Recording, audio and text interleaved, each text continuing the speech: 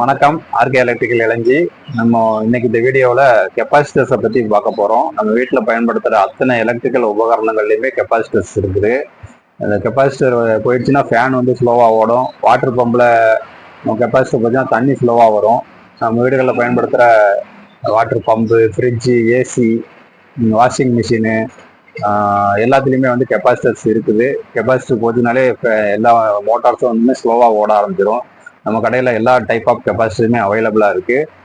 2.5 MFT கெப்பாசிட்டர்லேருந்து 2.5 MFT இது ஃபேனுக்கு வர capacitor, 10 MFT capacitor, இது வந்து வாட்டர் பம்புகளுக்கு யூஸ் ஆகுறது.